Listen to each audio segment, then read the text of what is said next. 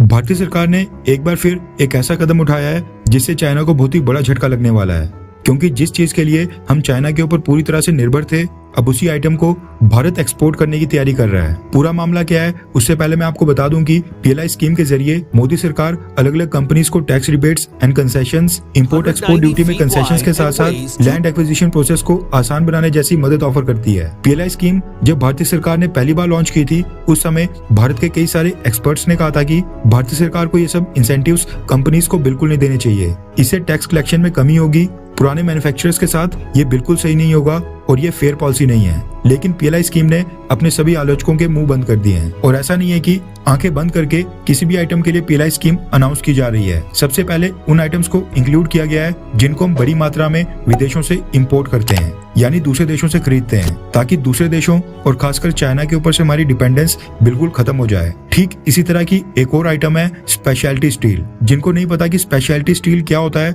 और किस काम के लिए इस्तेमाल किया जाता है, उनकी जानकारी के लिए बता दूं कि ये एक तरह का वैल्यू एडेड स्टील होता है। जब हम नॉर्मल स्टील में और कोई एलिमेंट ऐड करके उसके ऊपर कोटिंग या प्लेटिंग करते हैं या किसी और एलिमेंट के साथ उसको हीट ट्रीटमेंट देकर उसकी स्ट्रेंथ या हार्डनेस को और भी ज्यादा बढ़ाते हैं, उसकी प्रॉपर्टीज को एनहेंस करते हैं, जैसे उसको हीट रेजिस्टेंट बनाना या कोरोजन रेजिस्टेंट बनाते हैं, तो वो स्पेशलिटी स्टील कहा जाता है, जिसको कई बार हाई ग्रेड या फिर एलॉय स्टील भी कहा जाता है। ये स्पेशलिटी स्टील अब बहुत ही स्ट्रेटेजिक सेक्टर्स में यूज होता है, जैसे कि डिफेंस सेक्टर में कई तरह के हथियार मैन्युफैक्चर करने में, स्पेस सेक्टर में रॉकेट्स, सैटेलाइट्स वगैरह मैन्युफैक्चर करने में। इसका इस्तेमाल ऑटोमोबाइल इंडस्ट्री में भी किया जाता है। एरोस्पेस इंडस्ट्री जैसे प्लेन, फाइटर जेट्स और फाइटर जेट्स के पार्ट इसी स्पेशलिटी स्टील से ही मैन्युफैक्चर होते हैं। नॉर्मल स्टील की प्रोडक्शन के मामले में भारत दुनिया भर में सेकंड पोजीशन के ऊपर था, लेकिन जब बात स्पेशलिटी स्टील की आती है, उसको हम विदेशों और खासकर चाइना से इंपोर्ट करते थे। नंबर्स की बात करें तो पैंडेमिक वाले साल 2020 से 21 में भारत ने 30,000 करोड़ रुपए यानी लगभग $4 बिलियन का अकेला स्पेशल ग्रेड स्टील इंपोर्ट किया था,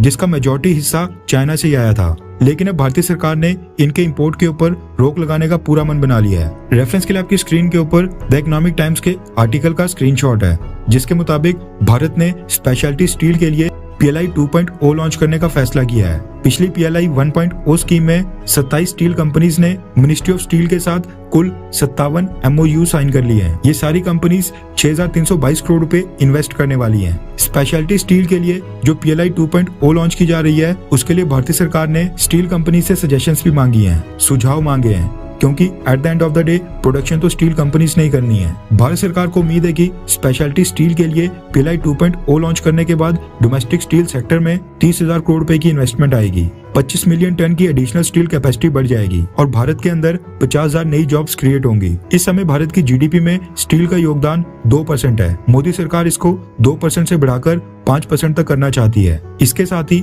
मोदी सरकार ने स्टील सेक्टर में कार्बन एमिशंस को कम करने के ऊपर भी जोर दिया है। इस समय कार्बन एमिशंस का 12% अकेले स्टील सेक्टर से आ रहा है। मोदी सरकार ने स्टील कंपनी से कहा है कि ग्रीन स्टील और ग्रीन हाइड्रोजन मिशन के ऊपर जोर दिया जाए, क्लाइमेट चेंज के प्रति जिम्मेदारी को समझते हुए तरक्की की जाए। भारत सरकार की तरफ से स्टील कंपनीज को जो भी मदद चाहिए, भारतीय सरकार सब कुछ प्रोवाइड करेगी। एक्सपर्ट्स का कहना है कि अगर स्पेशलिटी स्टील की मैन्युफैक्चरिंग भारत में शुरू हो गई तो चाइना से इंपोर्ट्स में कमी तो आएगी, लेकिन इसके साथ साथ भारत में ऐसी और भी कई सारी इंडस्ट्रीज आएंगी जिनमें स्पेशलिटी स्टील का इस्तेमाल काफी ज्यादा होता है, क्योंकि उनको फिर भारत में ही सारा रॉ मटेरियल इजीली अवेलेबल हो जाएगा। उसके साथ साथ हम स्पेशलिटी स्टील से अपनी लोकल डिमांड्स को पूरी करने के बाद इसको दूसरे देशों को भी एक्सपोर्ट कर पाएंगे। वहां भी हम चाइना के मार्केट शेयर को डेंट करेंगे। पीएलआई स्कीम में इंसेंटिव देने को लेकर वैसे मोदी सरकार का कई लोग विरोध भी करते हैं, लेकिन आप नीचे कमेंट करके बताएं कि आपके अकॉर्डिंग क्या पीएलआई स्कीम मोदी सरकार का सही फैसला है, हाँ या फिर ना।